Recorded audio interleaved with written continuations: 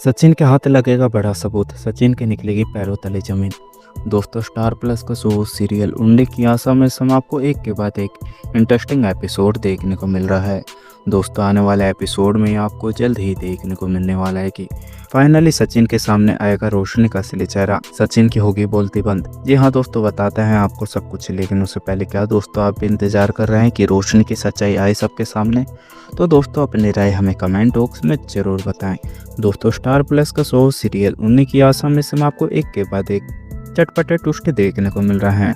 दोस्तों, इस समय सीरियल्स के मेकर कहानी को काफ़ी ज़्यादा रोमांचक मोड पर दिखाते हुए दिखाई दे रहा है और जल्द ही आने वाले एपिसोड में आपको देखने को मिलने वाला है कि जब पूरे परिवार वाले एक दूसरे से गुस्सा होकर एक दूसरे से बोलना छोड़ देने वाले हैं, तो सचिन के पास में लास्ट ऑप्शन रहेगा कि वो आजी को सारी बात बता दे और आजी के घर आते ही आजी पल भर में सारी चीज़ों को ठीक कर देगी और रेणुका से माफ़ी मंगवाती हुई दिखाई देने वाली है। और आजी परेश से बोलती हुई दिखाई देगी कि देख, अगर रेणुका ने साइली से माफ़ी मांगी तो रेणुका कभी भी साइली को नहीं जीने देगी और वैसे भी रेणुका ने कभी भी साइली को अपनी बहू माना ही नहीं, और अगर वो उससे माफ़ी मांगेगी तो इसका मतलब यह होगा कि वो साइली को एक सेकंड के लिए भी इस घर में नहीं रहने देगी।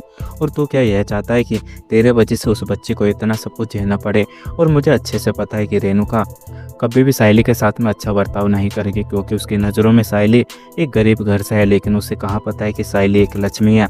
और जब से वो इस घर के अंदर आई है कितना अच्छा होता जा रहा है, लेकिन उसकी बुद्धि तो पता नहीं कहाँ घास चरने के लिए गई है। उसे तो सिर्फ पैसे के सिवाय कुछ भी दिखाई नहीं देता, और जो उसके सामने सोना है उसे वो देख ही नहीं पा रही है। वहीं परेश बोलता हुआ दिखाई देगा कि आई, मैं ऐसे कब तक बर्दाश्त करता रहूँगा?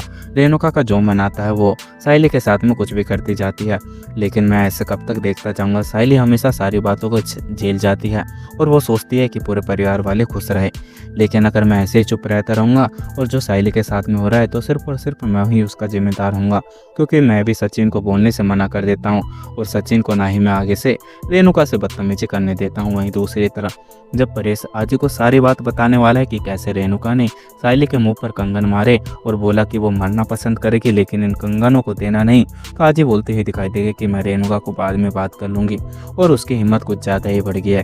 लेकिन परेश, सबसे पहले यह सवाल है कि तू सारी लड़ाई को ख़त्म करें, क्योंकि तुम दोनों के वजह से पूरे परिवार पूरा इफेक्ट पड़ रहा है, क्योंकि अगर बड़े ही ऐसे करेंगे तो बच्चे क्या सीखेंगे? और कल को साइली और सचिन के बीच की लड़ाई होगी तो सचिन हो सकता है कि तुम्हारी तरह ही बोलना छोड़ दे, इसलिए मैं नहीं चाहती कि तुम दोनों के वजह से बच्चों की भी जिंदगी में तूफान आए।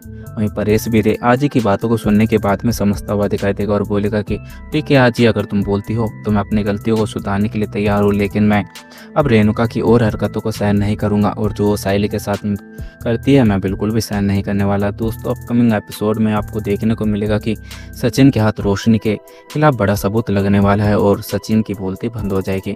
जी हाँ दोस्तों, आपका क्या सोचना, अपनी राय हमें कमेंट बॉक्स में ज़रूर बताएं। अगर आप लोगों को हमारी ये वीडियो अच्छी लगी हो तो वीडियो को लाइक करें और हमारे चैनल को सब्सक्राइब करना ना भूलें। मिलता है आपसे अगली वीडियो में, जब तक के लिए राधे राधे, जय श्री राम।